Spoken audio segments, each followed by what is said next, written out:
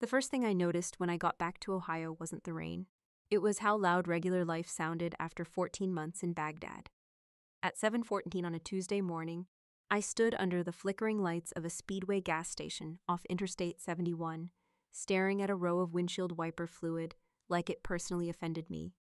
Somewhere behind me, a trucker was arguing with the cashier about lottery tickets. Somebody's kid was crying near the soda fountain. A coffee machine kept beeping every 15 seconds because nobody wanted to refill it. Normal American stuff, and somehow it all felt fake. I still had my faded navy hoodie on from the airport. The sleeves smelled faintly like jet fuel and hospital disinfectant. My dark jeans were wrinkled from sleeping upright during the flight from Baltimore to Columbus, and my boots had that layer of dry dust that never fully leaves after deployment. I looked less like somebody returning home and more like a woman hiding from a process server. Honestly, I probably smelled like one too. I grabbed the cheapest coffee they had, black, burnt. The cashier barely looked at me. Teenager, red acne, name tag set across his jaw. Card or cash? He asked. Card. I slid my debit card into the machine while staring at one of those sad little rotating hot dog grills that probably violated several federal laws. Then the terminal flashed red. Insufficient funds. Yes. I blinked once. Not because I panicked. Training does weird things to your nervous system. You don't really react right away anymore. Your brain just starts checking variables like a computer trying to reboot. I pulled the card out and inserted it again. Same message. Bryce gave me the kind of look people give raccoons digging through dumpsters. You got another card? No, I said calmly. That one should work. Well, it doesn't. Fair enough.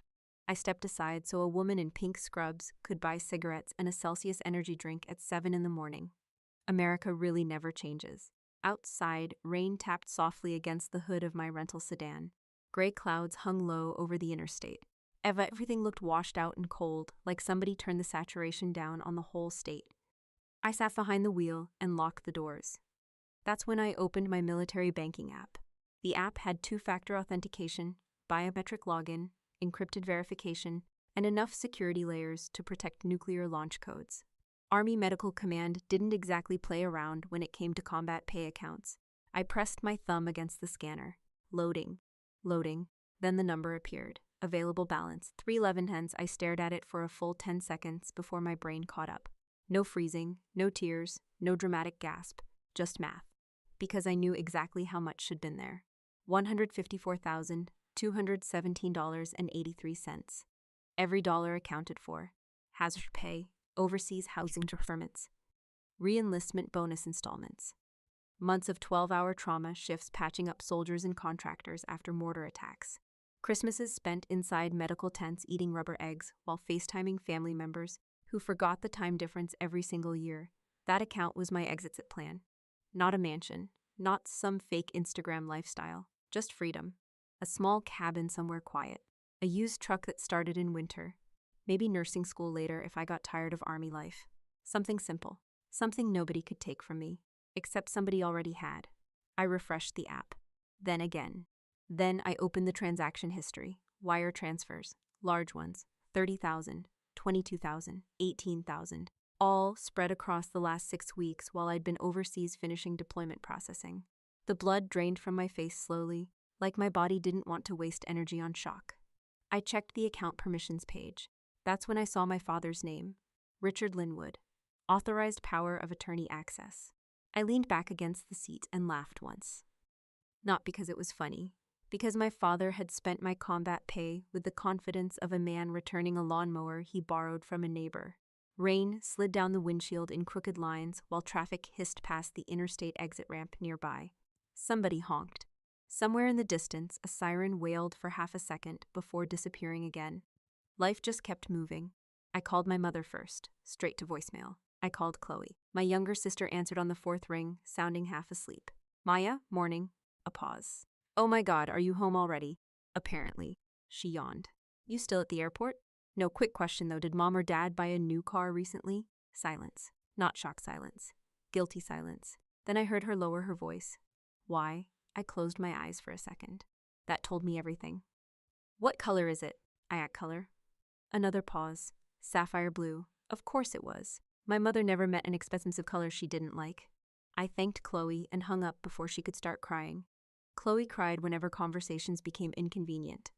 It was like a reflex. Some people sweat under pressure. Chloe leaked mascara.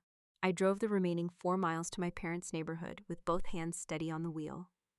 Maplewood Estates looked exactly the same as when I left.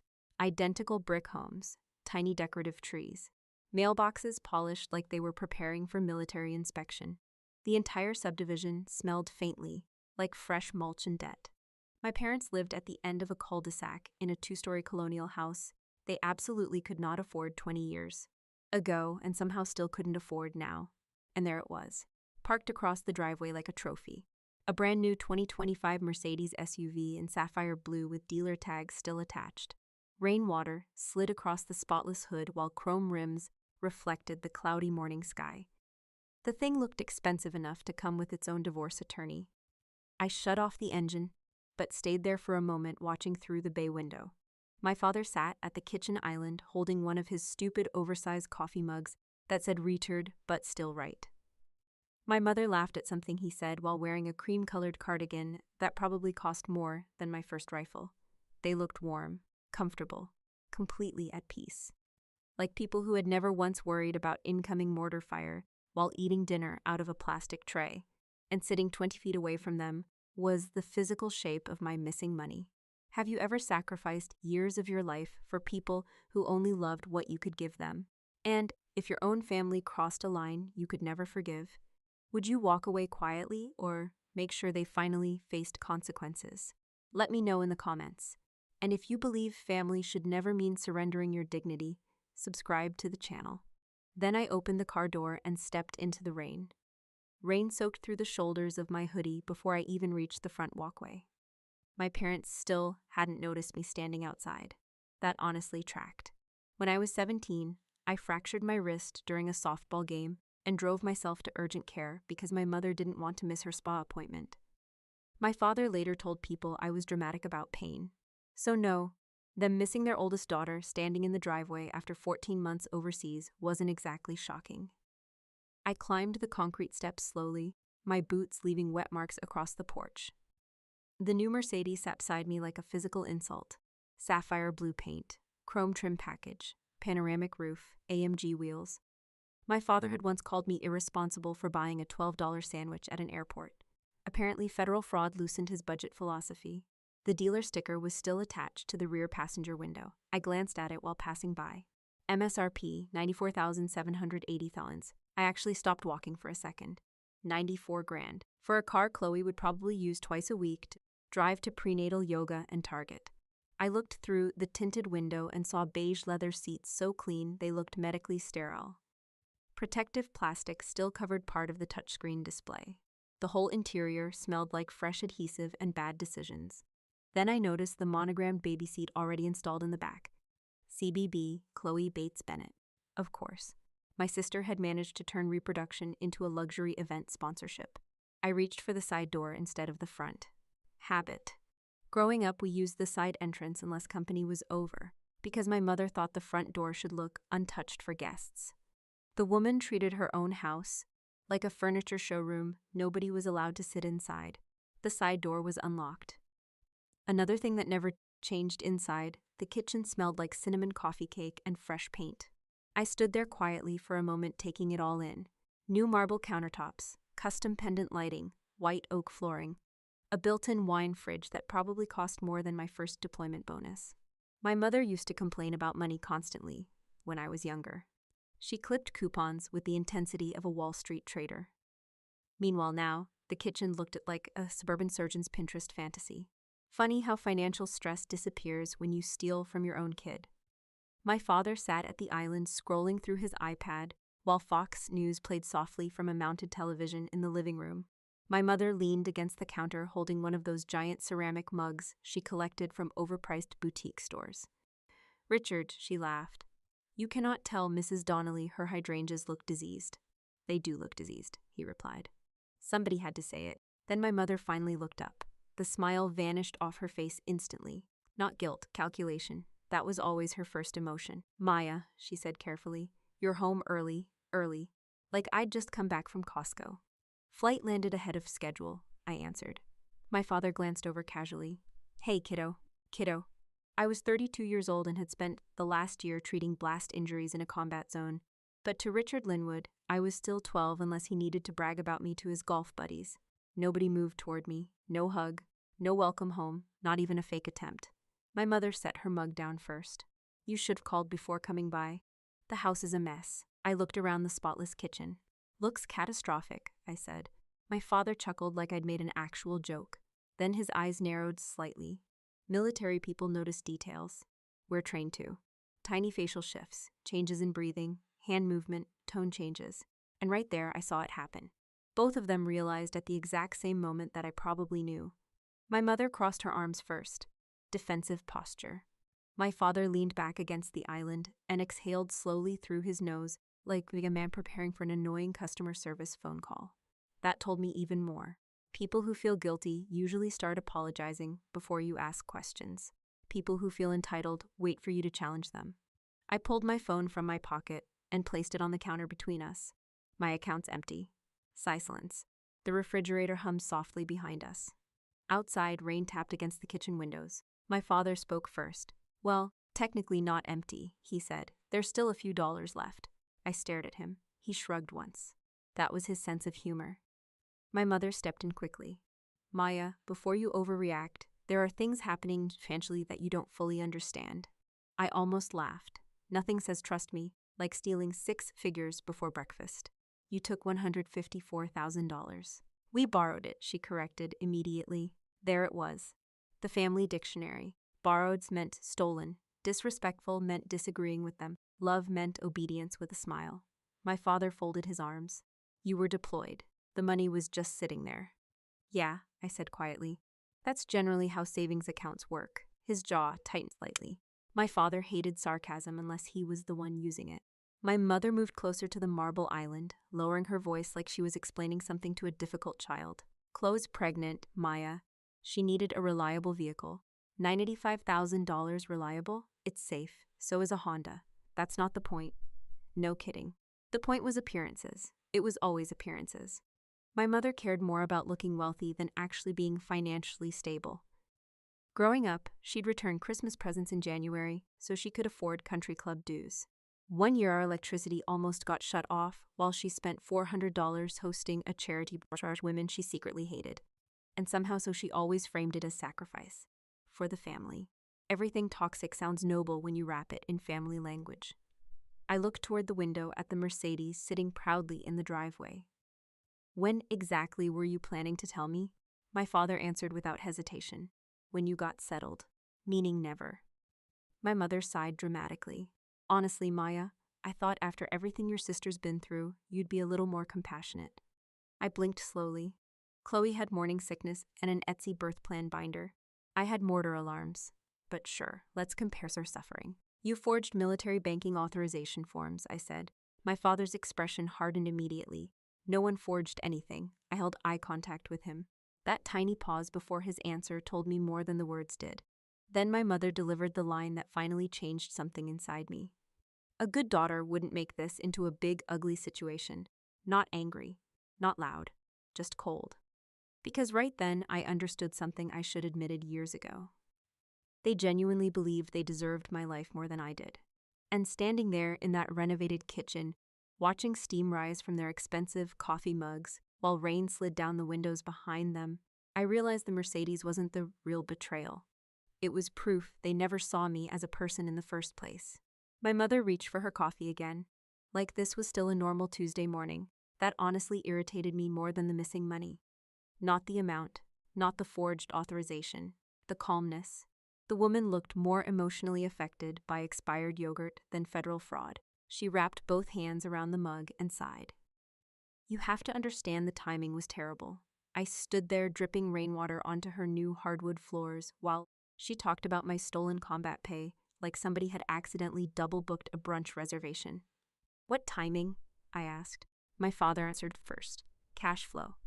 There are phrases wealthy suburban people use when they don't want to admit they're broke. Cash flow problems, overextended, temporary liquidity issue. My personal favorite was asset heavy, which basically means we bought stupid things and now Visa is sending threatening emails. I looked around the kitchen again, the 6-burner gas range, the custom cabinets, the ridiculous pendant lights hanging over the island that looked like upside-down champagne glasses. This wasn't survival spending. This was performance. You renovated the kitchen too, I said. My mother immediately stiffened. That came from our home equity line, which you couldn't pay because of your cash flow problems. Neither of them answered. That silence landed exactly where I expected it to. My father pushed himself off the counter and walked toward the refrigerator. Calm, casual, completely unbothered. "You're acting like we gambled it away in Vegas," he said. The money stayed in the family. I actually let out a short laugh. That phrase right there had ruined half my childhood. In this family, the family somehow always meant everybody except me. When Chloe dropped out of Arizona State after one semester because dorm life was emotionally draining, my college fund disappeared to help her find herself. When my father's landscaping business collapsed after he ignored his accountant for 2 straight years, my mother emptied my savings bonds to keep the family afloat. Nobody ever asked, they informed. Then they reframed theft as teamwork. I crossed my arms. "You emptied a federal military compensation account, and we'll pay it back," my mother snapped quickly. "With what?" "We're working on it." "How?" Another silence. My father opened the fridge, grabbed bottled water, then changed his mind and grabbed orange juice instead. That's the kind of detail you notice after years in military medicine. People reveal stress in weird little patterns. He took a long drink before answering. "We assumed you wouldn't need the money immediately." I stared at him for a second. "Need? You were overseas for 14 months, he continued. "Food covered, housing covered, healthcare covered. You've got no husband, no kids, no mortgage." There it was. My life only mattered if it resembled theirs. Marriage, suburbs, country club memberships, babies with personalized diaper bags. Everything outside that framework became available inventory. My mother stepped closer and lowered her voice into what she probably thought sounded nurturing. "Maya, honey, your sister is about to become a mother. She's 29, not 15. That's not the point. It never is." Her mouth tightened. My father hated confrontation. My mother hated losing control of the emotional atmosphere. Together, they operated like a corporate HR department for narcissists. My mother touched the sleeve of her cardigan and sighed dramatically. "You know Chloe's anxiety has been horrible during the pregnancy." I looked at her blankly. Anxiety. Right. Because apparently my younger sister couldn't safely raise a child unless the vehicle had heated seats and lane assist technology. Meanwhile, I once stitched a medic's shoulder closed during a mortar lockdown using emergency flashlight batteries because the backup generator failed for 11 minutes. But yes, tell me more about hardship. "You committed fraud," I said calmly. My father rolled his eyes. "No one committed fraud. You forged authorization. We had access. You created access. We're your parents." Like that explained everything. In Richard Linwood's world, fatherhood functioned like diplomatic immunity. I walked toward the kitchen island and picked up a folded dealership brochure sitting beside my mother's purse. Sapphire Series Performance Package. The brochure listed features like massaging seats and adaptive suspension. Jesus Christ. "You bought the luxury package, too?" My mother looked offended now. "The resale value is better." That nearly broke me. Not emotionally, spiritually. There's something uniquely exhausting about arguing with people who genuinely believe their greed is practical wisdom. My father pointed toward the driveway. "That car protects your nephew. I don't even know if it's a boy. Well, whichever." He waved a hand dismissively. Then he looked directly at me and delivered the sentence I think he actually believed would calm me down. "You've always been tougher than Chloe." I just stared at him. That was their entire philosophy right there. Because I survived difficult things, I deserved difficult things. Because Chloe cried easier, she deserved protection. I'd spent my whole life being punished for functioning well under pressure. My mother softened her voice again. "A good daughter sacrifices for family sometimes." I looked at her carefully. "You mean quietly?" Her expression changed for half a second. Tiny, but real. Because she knew I finally understood the system. Every role in our family had already been assigned years ago. Chloe received comfort, my father received obedience, my mother received admiration, and I received responsibility. Even as a kid, I was the one expected to understand. When Chloe wrecked my car at 19, my parents told me not to upset her because she already felt terrible. When my deployment orders came through, My mother cried harder about missing Thanksgiving photos than the possibility of me getting killed overseas. That realization should hurt more than it did. Instead, I just felt tired. My father leaned against the marble counter again. Look, nobody's saying this was ideal, but families help each other. I nodded slowly. You know what's interesting, I said. What? You keep using the word help. Neither of them spoke. Help usually involves consent. The kitchen went quiet again. Outside, the rain had started easing up. Water dripped steadily from the gutters, while a neighbor walked her golden retriever down the sidewalk across the street. Normal suburban life.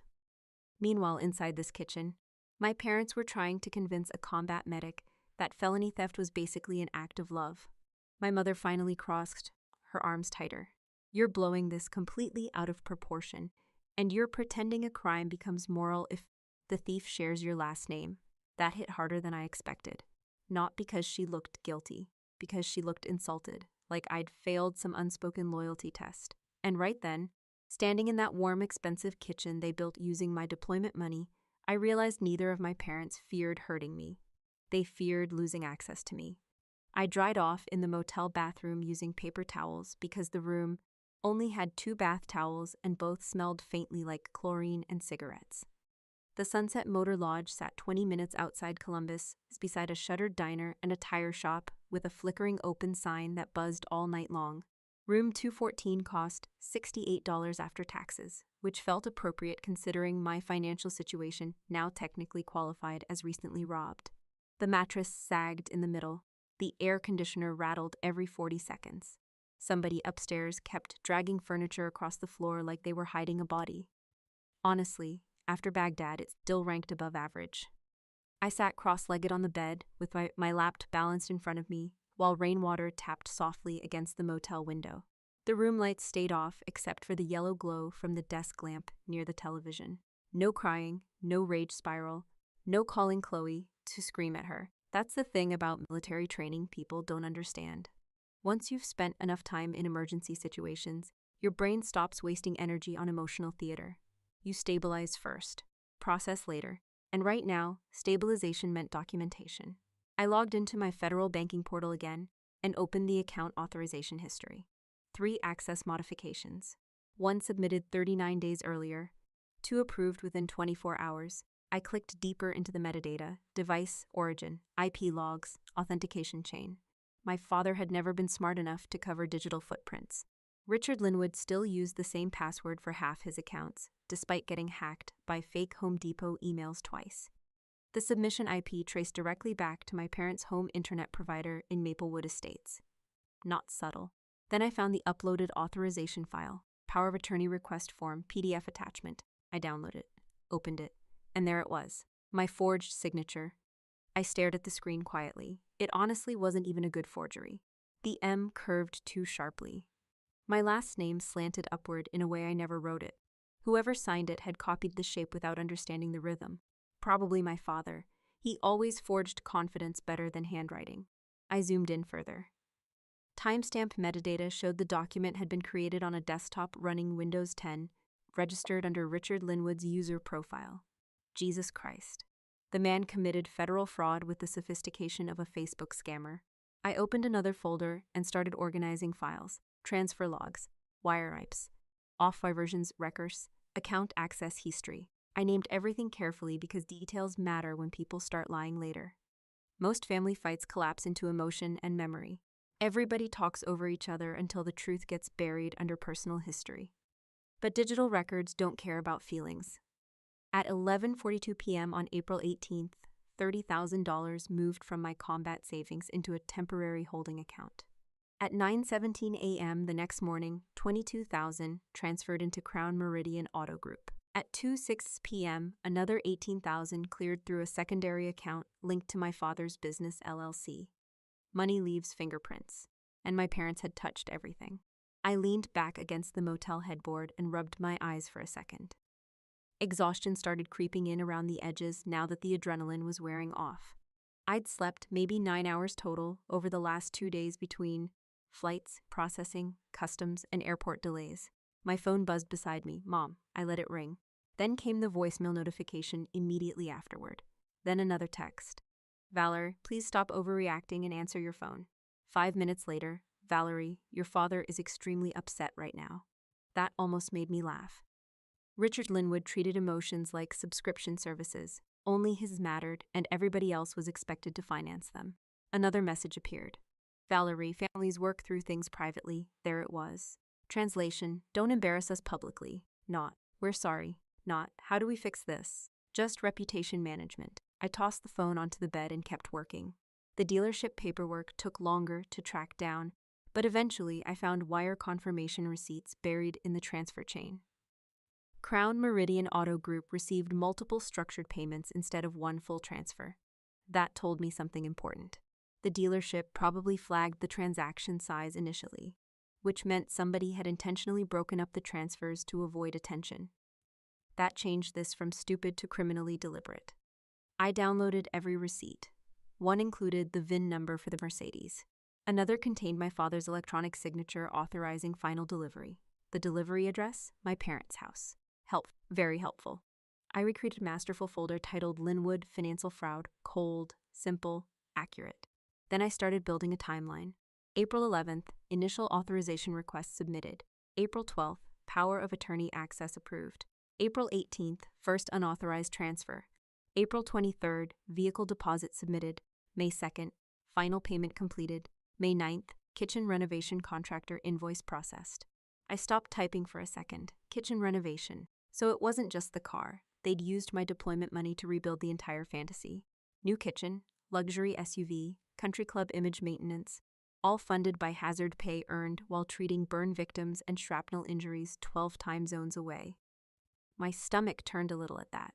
Not because of the money anymore, because of how normal it probably felt to them. That's the dangerous thing about entitlement. After enough years, people stop seeing exploitation as exploitation. It just becomes family structure.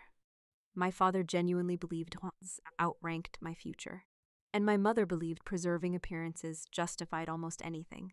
I checked the clock on the motel nightstand. 1:13 a.m. Outside, rain had finally stopped. The highway nearby hummed softly with late-night traffic while neon from the motel sign flashed dull red through the curtains. Vac Sansi. The room smelled like stale coffee and industrial cleaner. I opened one last document, military deployment verification records, official dates, official location, official pay structure, bagged dad, 14 months, every dollar earned legally, every transfer unauthorized. I attached the records into the master file and exported everything into organized PDF folders. 73 pages total, clean, chronological, undeniable. Then I uploaded backups into encrypted cloud storage because if deployment teaches you anything, it's this. Never trust one copy of something important, especially when desperate people realize consequences are real. My phone buzzed again. This time it was Chloe. I stared at her name for a second before answering. Her voice came through small and shaky. Maya, Mom's freaking out. I kept my eyes on the laptop screen. Good. Silence. Then softly. They thought you'd calm down by now. That sentence settled into the room heavier than anything else all day. Not because it surprised me. Because it confirmed exactly how little they understood me. My entire adult life had been built on discipline, documentation, and procedure. I worked in military medicine. Panic gets people killed. Facts keep them alive. And sitting alone in that cheap motel room with 73 pages of evidence glowing on my screen, I realized something my parents still hadn't figured out. I wasn't building an argument. I was building a case. I wore the same hoodie to the FBI office, partly because it was clean enough. Mostly because I didn't feel like pretending this was a normal family disagreement requiring business casual clothing. Downtown Columbus looked gray and damp under low morning clouds as I parked outside the federal building at exactly 9:24 a.m. Government architecture always has the same personality no matter what state you're in: concrete, glass, metal railings. Everything designed to quietly remind you that emotions no longer matter once paperwork gets involved. Honestly comforting. I grabbed the thick manila folder from the passenger seat and stepped out of the rental car. The folder weighed maybe 3 pounds. Consequences are surprisingly portable. Inside, the lobby smelled like floor polish and burnt coffee. A security guard with a shaved head glanced at my military ID and immediately straightened his posture slightly. "Morning, Sergeant." "Morning." That tiny shift in respect almost caught me off guard after 24 hours of being treated like an inconvenience by my own family. I passed through security, collected my phone from the tray, and followed the signs toward financial crimes. Room temperature in federal buildings is always weirdly cold. Like the government collectively decided comfort encourages corruption. At 9:30 exactly, a receptionist guided me into a small interview room with gray walls, a rectangular metal table bolted to the floor, no dramatic lighting, no television detectives nonsense, just fluorescent lights and paperwork. A few minutes later, the door opened. Special Agent Marcus Vance looked exactly like somebody who'd spent 20 years listening to liars professionally. Mid-40s, dark suit, broad shoulders, close-cropped hair starting to gray around the temples, calm eyes. Not intimidating, just tired in a highly trained way. He sat across from me holding a legal pad. "You're Sergeant First Class Maya Linwood?" "Yes, sir." "You can call me Marcus." "Fair enough." He glanced down briefly at the intake notes. "So according to the front desk, you're here regarding financial theft involving family members." "Federal wire fraud," I corrected calmly. That got his attention. Slightly, not fully, yet. He leaned back in the chair. "Walk me through it." I slid the manila folder across the table. "My parents drained my military compensation account while I was deployed in Baghdad." His expression stayed professionally neutral. "People say insane things to federal agents every day. I'm sure my parents stole my money barely cracks the top 50 before lunch." Then he opened the folder, and the room changed. Not dramatically, just gradually. First ranking the skepticism, then concentration, then silence. He flipped through the first few pages slowly. Authorization records, transfer logs, wire receipts, time-stamped metadata. His eyes stopped on one page longer than the others. "Your father submitted the power of attorney authorization himself?" "Yes. You didn't authorize any of this?" "No." He kept reading.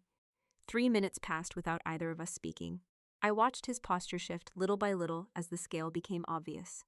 Federal investigators develop instincts around patterns, and the pattern sitting in front of him practically screamed organized fraud by suburban idiots. Marcus flipped to the dealership transfer documents. "Crown Meridian Auto Group," he read quietly. "Luxury dealership outside Dublin." He nodded once. Then he reached another page showing the structured transfer breakdowns.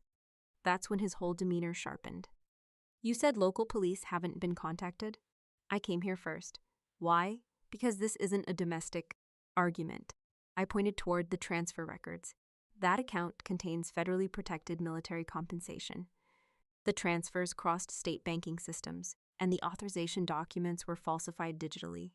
He looked at me for another second, then finally nodded. "Okay," he said quietly. "Yeah." That single word carried more weight than anything my parents had said in 2 days. Because for the first time since landing in Ohio, somebody else was looking at the situation without emotional distortion. No family politics, no guilt manipulation, just facts. Marcus opened another section of the file. "These IP logs came from your home address?" "Yes." "And this LLC routing account belongs to your father?" "Yes." He exhaled slowly through his nose. "You organized this yourself?" "I work logistics and trauma coordination. That explains the tabs." I almost smiled. Every section had color-coded labels. Fraulein access requests, account drain timeline, Vivi purchase documentation. Honestly, part of me wanted him to appreciate the formatting. Marcus leaned back slightly in his chair. "You understand once this process starts, things escalate quickly." "I know." No hesitation. I thought about that for a second. Not about my parents, about myself. Because people assume betrayal creates immediate hatred. Sometimes it doesn't. Sometimes it just removes the last excuse you kept making for someone. "I gave them opportunities to explain," I said. They explained. That seemed to land with him. He flipped to the deployment records showing my Baghdad assignment dates. 14 months, hazard pay classification, medical operations support. He studied the pages quietly before asking, "Did they attempt repayment at any point?" "No." "Did they notify you before taking the funds?" "No." "Did they acknowledge using forged authorization?" "No." They called it borrowing. Marcus actually laughed once at that. Not because it was funny. Because federal agents probably hear criminals accidentally summarize their own charges all day long. He closed the folder carefully. Then he asked the question that mattered most. "Do you believe this money still exists in recoverable assets?" "Yes." "How?" I slid a separate sheet toward him. Vehicle VIN number, dealership invoice, kitchen renovation contractor payments, remaining linked accounts. They spent visibly, I said. That earned another small nod. Amateurs always spend visibly. That's why lottery winners end up in documentaries. Marcus stood up and walked toward the room's narrow interior window for a second, thinking quietly while traffic moved outside below the federal building. When he turned back around, the skepticism was completely gone. Now he just looked annoyed. Not at me, at them. Your father's an idiot, he said matter-of-factly. I blinked once. That's the official FBI assessment, that's the unofficial one. Honestly, after the last 48 hours, it felt incredible hearing a federal agent verbally confirm what I'd known since middle school. Marcus picked up the folder again. You did the right thing coming here first. Local police probably would have buried this under family dispute mediation until evidence disappeared. I figured. Yeah, he tapped the paperwork lightly. This is already past that point. The room went quiet again for a moment. Outside, rain streaked softly against the building windows, while somewhere down the hallway a copier machine hummed nonstop like it was being punished. Marcus finally sat back down. All right, he said calmly. Here's what's going to happen next. And for the first time since I saw that red insufficient funds message at the gas station, I felt something settle inside me. Not revenge, not satisfaction, authority. Because my parents spent my whole life acting like they controlled reality itself. But sitting across from a federal agent with 73 pages of evidence between us, I realized something beautiful. Truth doesn't care who raised you. I stopped checking my phone after the fourth voicemail from my mother, not because the messages upset me, because they got repetitive. First came guilt, then outrage, then fake concern. Then the legal language started creeping in after they realized silence wasn't working anymore. You're misunderstanding the situation. Families shouldn't weaponize mistakes. Your father's blood pressure has been elevated all week. That one almost deserved an award. Richard Linwood treated cholesterol warnings like motivational quotes for 30 years. But suddenly, I was responsible for his cardiovascular health because federal investigators existed. I spent most of those 2 weeks quietly. That surprised people. Chloe texted twice asking if we could talk woman to woman, which honestly sounded threatening coming from her. I ignored both messages. The FBI didn't ignore anything. Marcus kept communication professional and minimal. A few confirmation calls. A request for additional deployment verification records. One follow-up question about a secondary account linked to my father's landscaping business. Otherwise, silence. Which was good.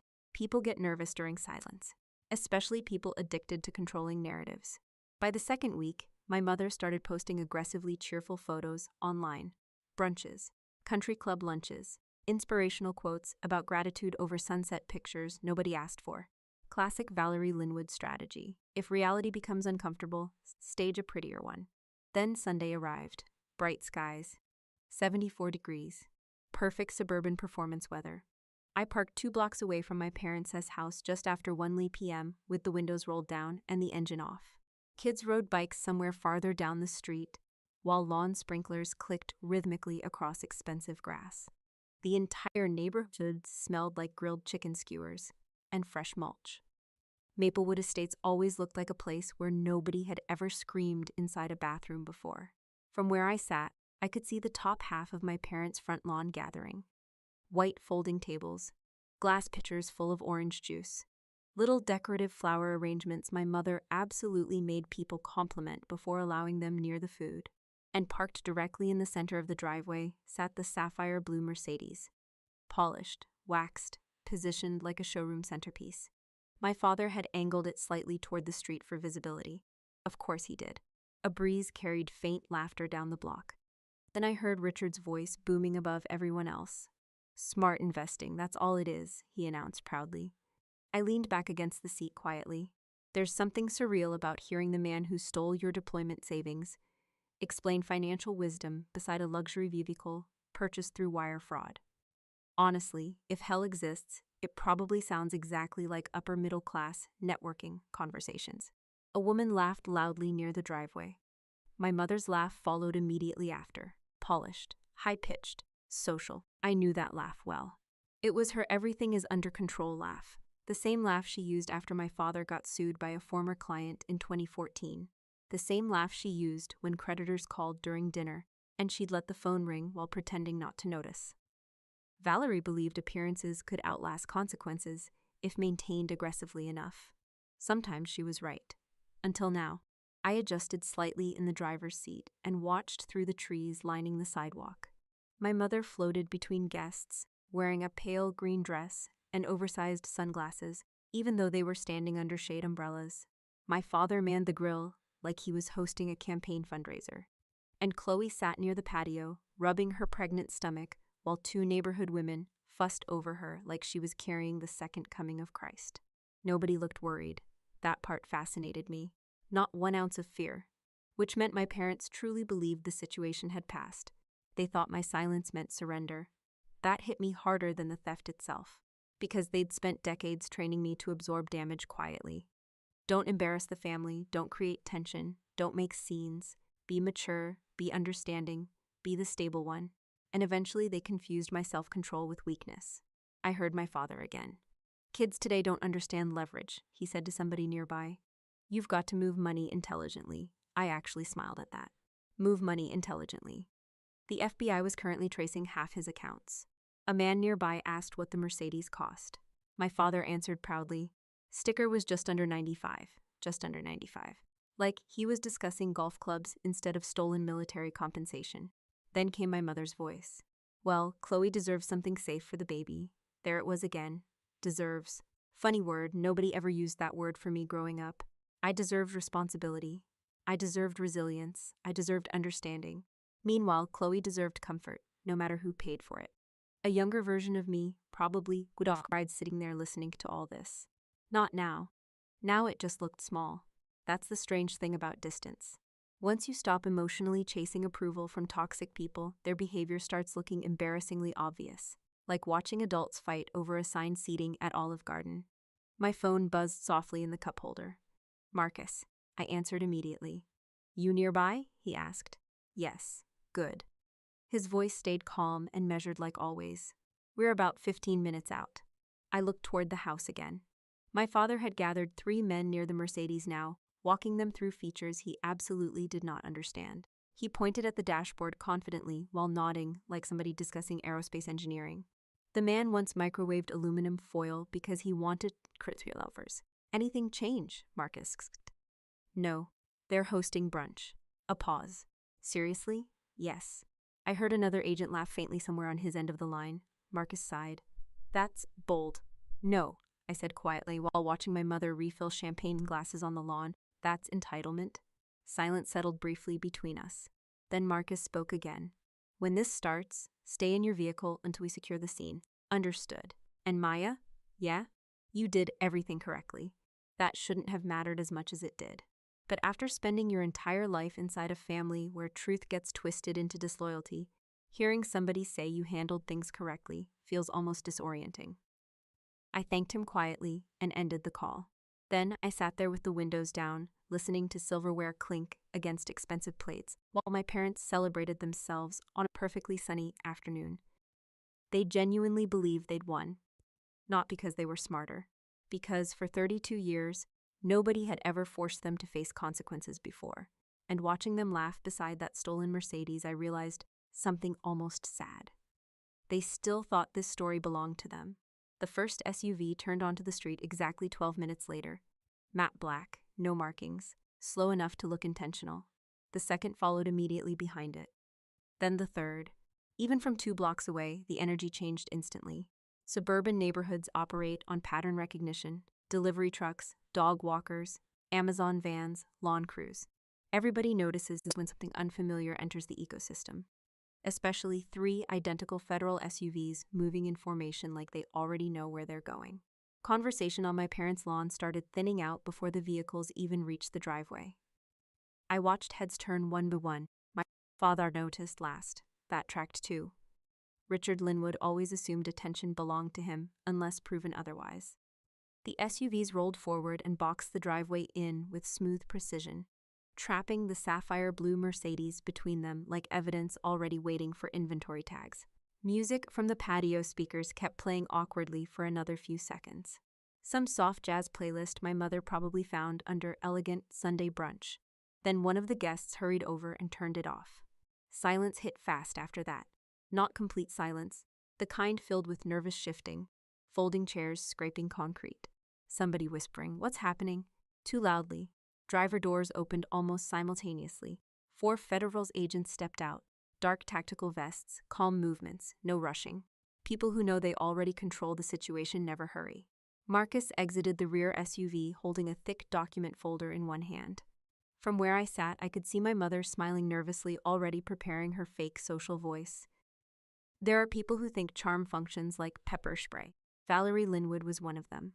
She walked forward quickly with both hands slightly raised. "Hi there, can I help you, gentlemen?" Marcus didn't answer immediately. He unfolded the warrant first.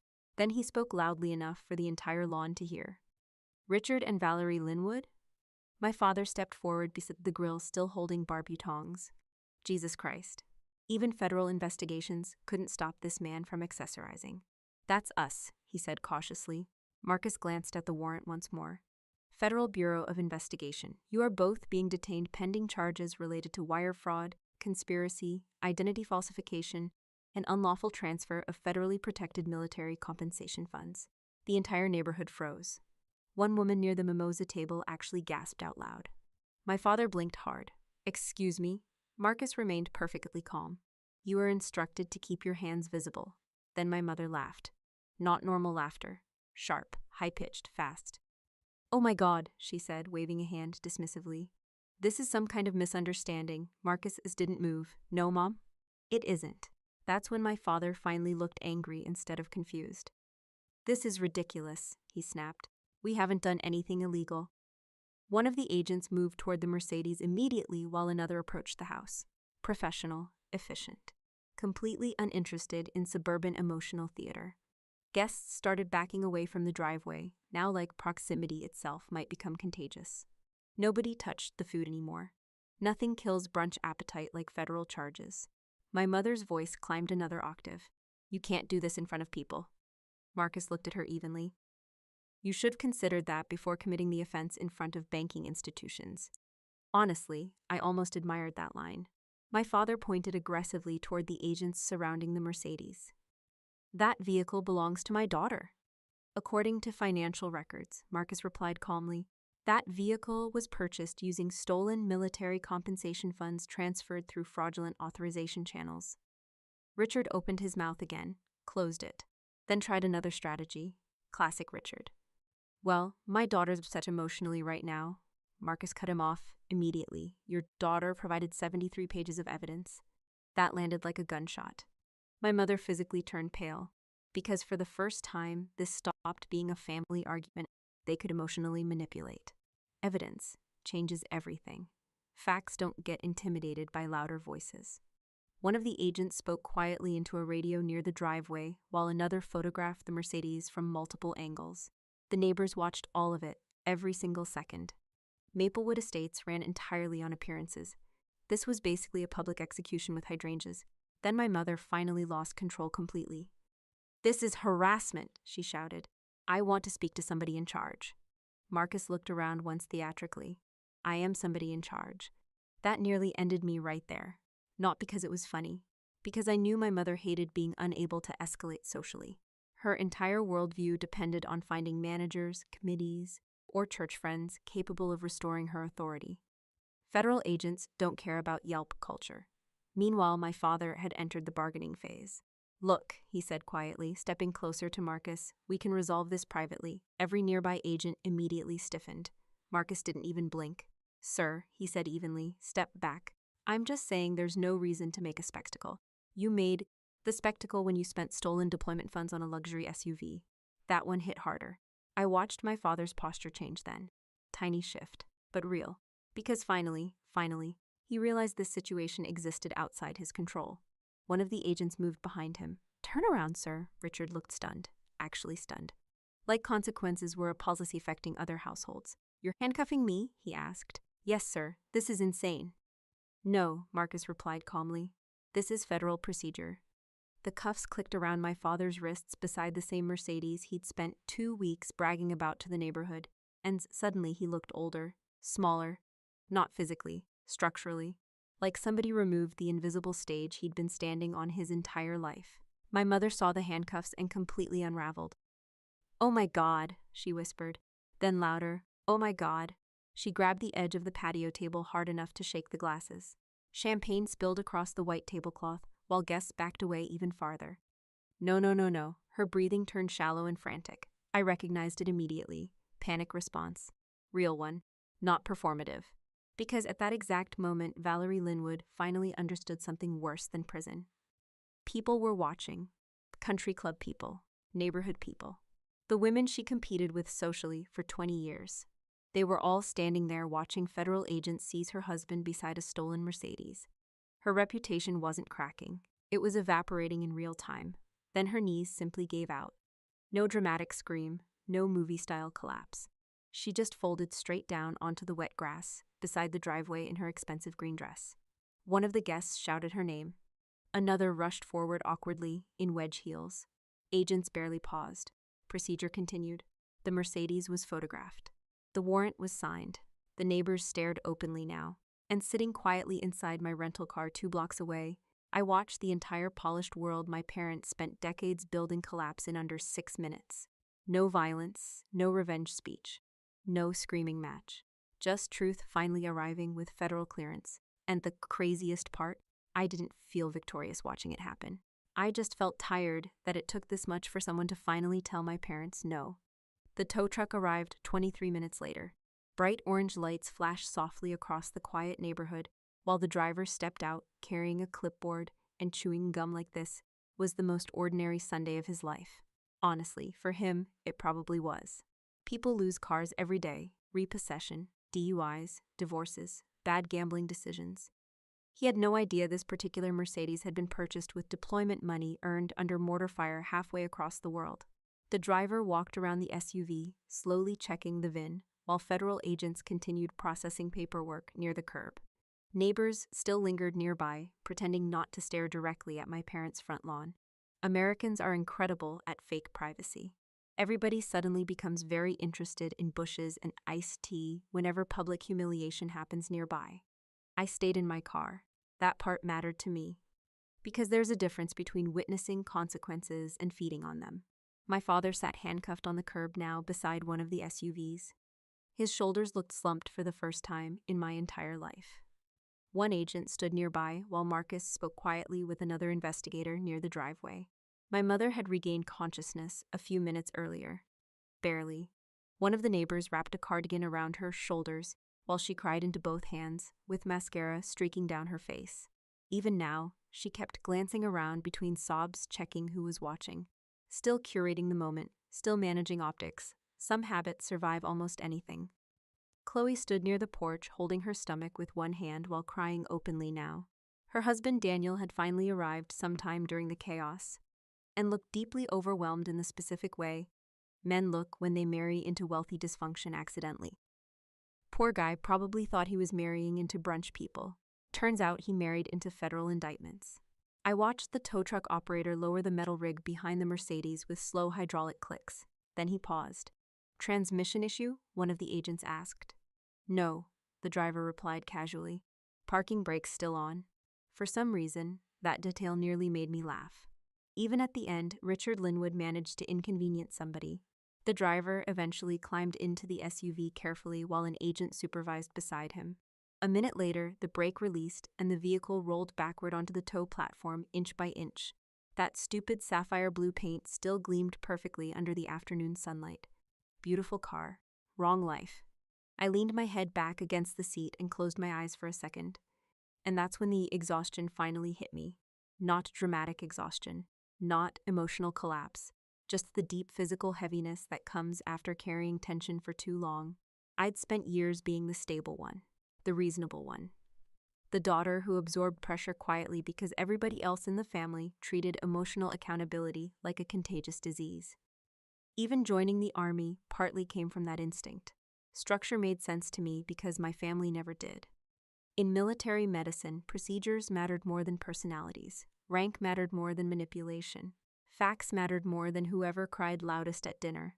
That saved me. Probably more than I realized at the time. A knock against my window pulled me back. Marcus stood outside the rental car, holding a paper coffee cup. I rolled the window down further. "Thought you might need this," he said. Black coffee. No sugar. I accepted it carefully. Thanks. He glanced toward the house. Vehicle seizure paperwork's complete. I nodded once. The recovery process on the funds will take time, he continued. But most of the assets are traceable, I figured. Marcus rested one arm lightly against the roof of the car. You okay? Funny question. Not because it was unreasonable, because I honestly didn't know how to answer it. Was I angry? Sure. Relieved? Definitely. Sad? Probably more than I wanted to admit. Because no matter how toxic people become, there's still something deeply unnatural about watching your own parents destroy themselves in public. I looked back toward the house. Tow chains tightened around the Mercedes. Neighbors whispered in clusters near the sidewalk. My mother sat trembling under that borrowed cardigan, while Chloe cried beside her. And my father just stared blankly at the ground like somebody who still couldn't understand why the rules suddenly applied to him. I think, I said slowly, I'm just done carrying them. Marcus nodded like he understood exactly what that meant. Then he stepped back from the window. Well, he said quietly, that sounds healthier than most family therapy sessions I've seen. I smiled faintly at that. He gave me one last nod before returning toward the agents. And that was it. No cinematic speech. No final confrontation. No revenge monologue where I explained the moral lesson to everybody standing around. Real life rarely gives you perfect closing dialogue. Sometimes it just gives you a moment where you realize you're free to leave. I placed the coffee in the cup holder and started the engine. The rental car rattled slightly before settling into a low hum. Sunlight filtered through the windshield, while a warm breeze drifted through the open windows, carrying the smell of fresh-cut grass and gasoline from the tow truck. Normal afternoon smells. Normal life. For the first time since landing back in Ohio, my chest didn't feel tight anymore. Not because the money was coming back. Honestly, the federal recovery process could take months, and I'd still survive. I knew how to survive. Baghdad taught me that much. No, the real relief came from something else, clarity. I finally understood that my entire life with my parents had been built around earning permission to exist comfortably. Permission to rest. Permission to say no. Permission to matter outside what I could provide. And once you stop asking for that permission, people lose the ability to control you. I shifted the car into drive. Ahead of me, the road stretched toward the interstate, glowing softly under late afternoon sunlight. Traffic moved steadily in the distance while the tow truck slowly pulled away from the curb, carrying the Mercedes behind it. The last thing I saw before turning the corner was my father lifting his head slightly as the SUV disappeared down the street. For the first time in his life, something valuable was leaving him instead of me. Then Maplewood Estates vanished into the rearview mirror, and I kept driving toward the quiet life I should belong to all along. I spent my first night completely alone 3 days after the arrests. Not lonely. There's a difference. I rented a small cabin near Lake Hope State Park about 90 minutes outside Columbus because I needed somewhere quiet that didn't smell like somebody else's expectations. The place had a creaky wooden porch, an old coffee maker that sounded like construction equipment, and exactly one chair facing the lake. Perfect. That first morning, I woke up at 5:42 a.m. out of pure habit and just sat outside holding black coffee while fog rolled across the water. No phone calls, no guilt trips, no pretending everything was normal so other people could stay comfortable. Just silence.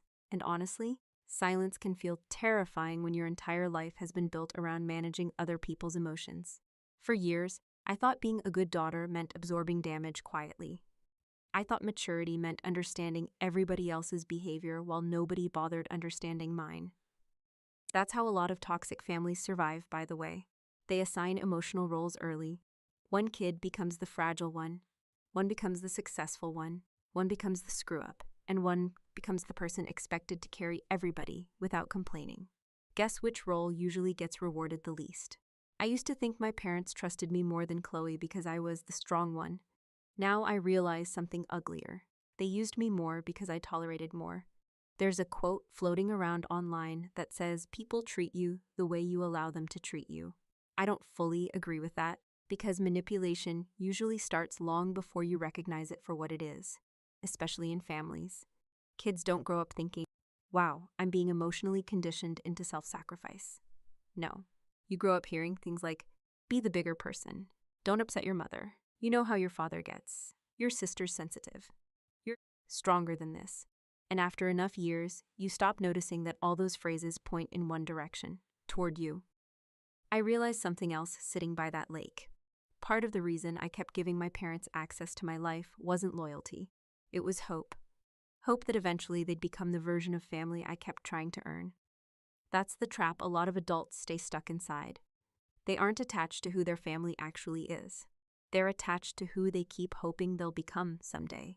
That realization hurt worse than the money. Because money can come back. Time doesn't. Neither does emotional energy wasted trying to convince people to care about you correctly. Around noon that same day, I drove into town to buy groceries and passed a little roadside diner filled with church retirees eating pie at 11 in the morning. One woman inside reminded me of my mother. Perfect hair, big sunglasses, loud fake laugh. And for the first time in my life, I didn't feel angry thinking about Valerie Linwood. I just felt embarrassed for her. Imagine spending your entire existence performing wealth and status so aggressively that you eventually steal from your own child to maintain the illusion. That's not success. That's addiction with decorative pillows. I know some people listening to this story probably think, well, they're still your parents, yeah? And being biologically related to somebody does not give them unlimited access to your finances, your peace, or your identity. One of the most dangerous lies people repeat is, family is family. No. Healthy family is healthy family. There's a difference. A toxic relationship does not magically become noble because you share DNA. If anything, betrayal from family cuts deeper precisely because trust was supposed to exist there already. And before somebody comments that I should just forgiven them privately, let me say this clearly. Forgiveness and access are not the same thing. You can forgive someone someday and still never hand them your bank information again. You can wish someone healing while refusing to let them continue hurting you. That's called boundaries. And if you grew up in a manipulative family system, boundaries will feel cruel at first because unhealthy people trained you to associate self-protection with selfishness. That conditioning runs deep. Even after the FBI investigation started, part of me still felt guilty randomly throughout the day. I'd catch myself thinking, maybe I overreacted. Then I'd remember my father forged federal documents to buy a luxury SUV. That usually cleared things up pretty fast. One thing I really want people watching this to understand is that emotional manipulation almost always hides behind noble language. Family comes first. Real daughters sacrifice. We all help each other. Sounds beautiful. Until you notice the sacrifice only flows one direction. If somebody constantly uses love to pressure you into financial risk, emotional exhaustion, or permanent obligation, that's not closeness. That's dependency disguised as morality. And please, for the love of God, protect your finances. I mean that seriously. Separate accounts. Monitor your credit. Lock important documents. Don't hand relatives unlimited access just because Thanksgiving exists.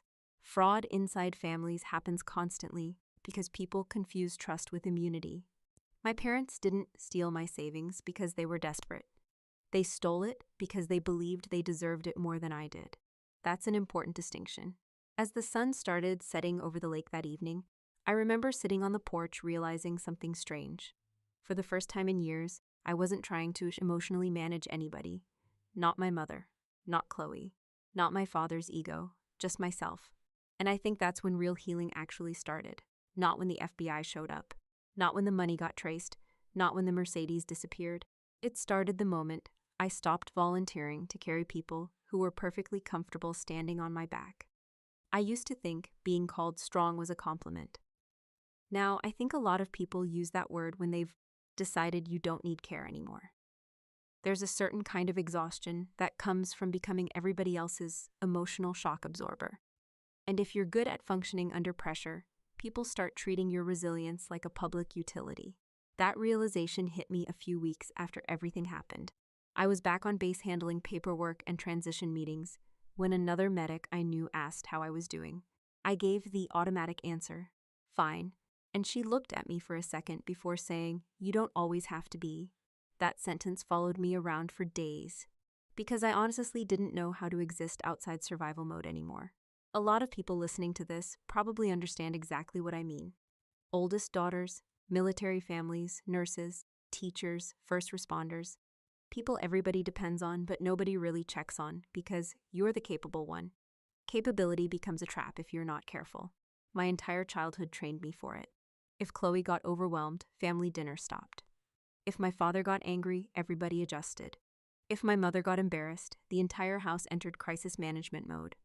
Meanwhile, if I struggled, I got praised for handling it quietly.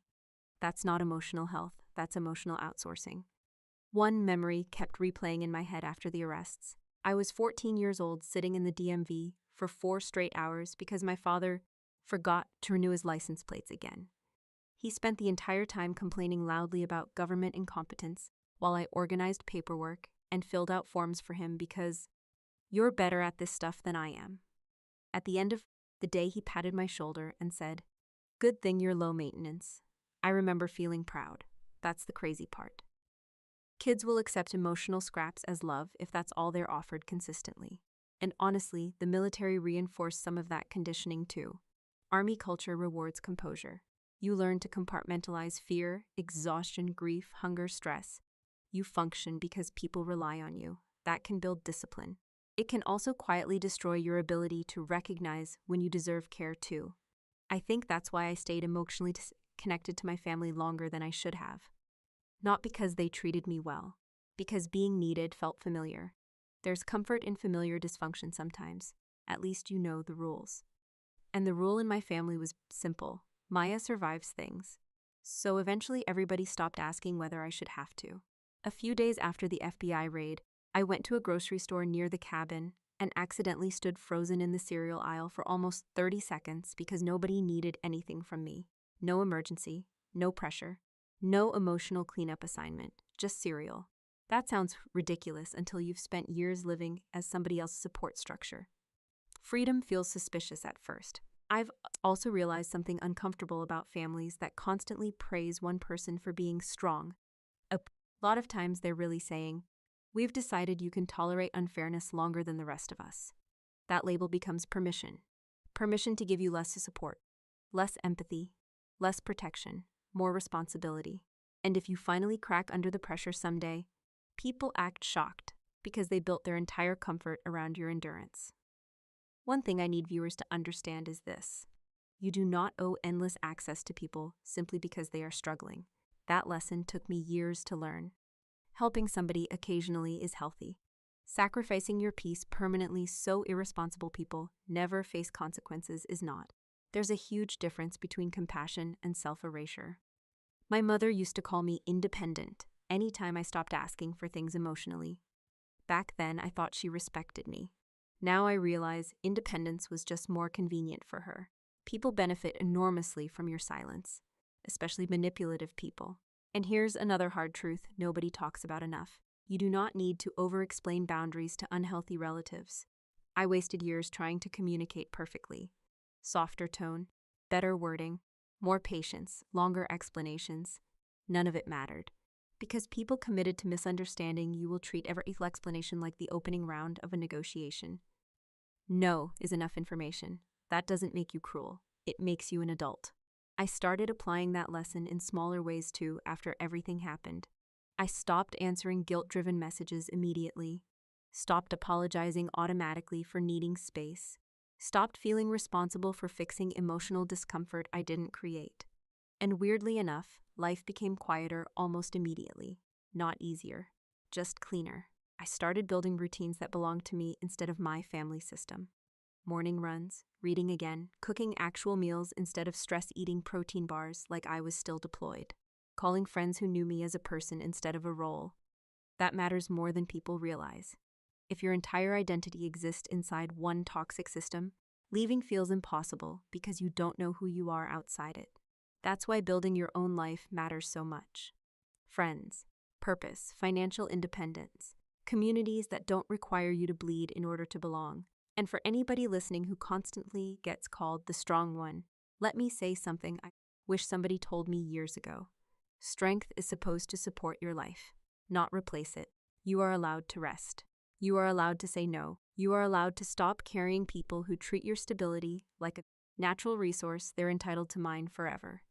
And the moment you finally believe that, a lot of relationships suddenly reveal what they actually were.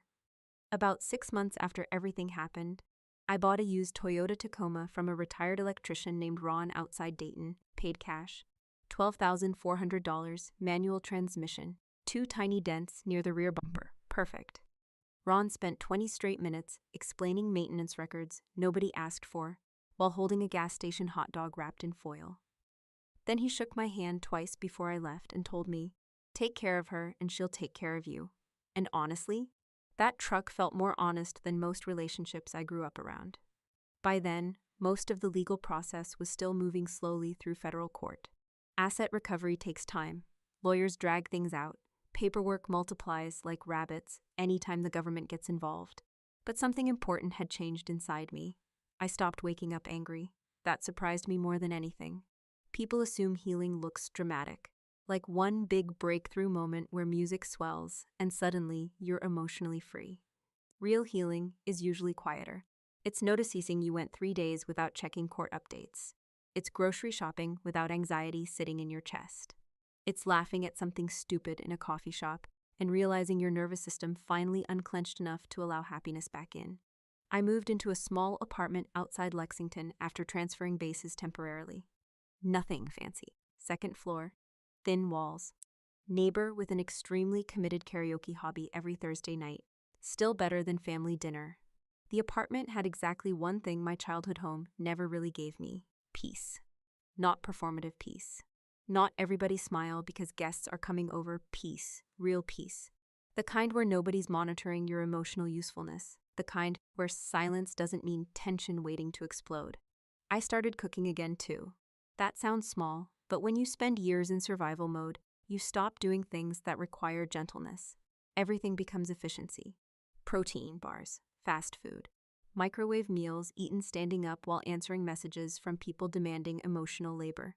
One night, I made spaghetti from scratch while listening to old country music and realized halfway through dinner that nobody was going to interrupt me with guilt, criticism, or some manufactured crisis. I almost cried over garlic bread. Healing's weird sometimes. Chloe called once, about 3 months after the arrests. I almost didn't answer. But I did. Her voice sounded softer than I remembered. Less polished, less protected somehow. She apologized. Not perfectly, not dramatically, but honestly enough that I believed she meant it.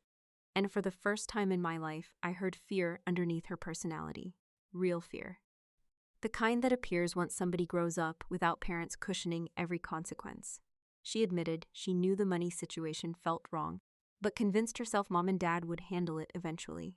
That sentence stuck with me for days because that's exactly how toxic systems survive. Nobody feels fully responsible. Everybody just participates a little. I told her I loved her, and I also told her things could never go back to the way they were. Both statements were true. That's another lesson adulthood teaches eventually. Love does not automatically rebuild trust. Some bridges stay damaged even after the fire's out. And honestly, that's okay. I think a lot of people stay trapped in painful relationships because they believe forgiveness requires full restoration. It doesn't. You are allowed to heal without reopening every door that hurt you. You are allowed to outgrow people who only knew how to love the version of you that stayed convenient. That realization changed everything for me. For years, I thought protecting my peace made me selfish. Now I think protecting your peace is basic emotional hygiene. You lock your doors at night, you wear seatbelts, you don't hand your wallet to strangers in parking lots. But emotionally, people will let the same toxic person drain them for 20 years because that's still my family. No. At some point, adulthood means recognizing patterns instead of excuses. And if somebody consistently uses guilt, obligation, money, or emotional pressure to control access to you, that relationship is not healthy, no matter what title sits on top of it. Mother, father, sibling. Doesn't matter. Healthy love does not require you to disappear so somebody else can feel powerful. That's not family. That's consumption. A few weeks ago, I drove out near Lake Hope again in the Tacoma just before sunset. Same lake. Same quiet roads. Same little diner full of retirees eating pie at inappropriate hours. I parked near the water and sat in the truck bed drinking a bad gas station coffee while the sun dropped behind the trees. And for the first time in a very long time, my future felt bigger than my past. Not perfect, not magical, just mine. That mattered more. If anybody listening to this story sees themselves somewhere inside it, I want you to hear me clearly. You are not selfish for protecting your peace. You are not cruel for creating boundaries. And you are not obligated to spend your entire life proving your worth to people who only notice you when they need something. Sometimes the bravest thing a person can do is leave the role they were assigned inside a toxic system, even if nobody applauds you for it, especially then. And if you stayed with me through this whole story, thank you. I genuinely hope it reminds somebody out there that rebuilding your life does not require becoming bitter. You can walk away from toxic people without losing your humanity in the process. If stories like this mean something to you, stories about family, betrayal, resilience, boundaries, and rebuilding yourself the hard way, subscribe to the channel. There are a lot more people out there quietly surviving things nobody talks about. And sometimes hearing one honest story can help somebody finally choose themselves too.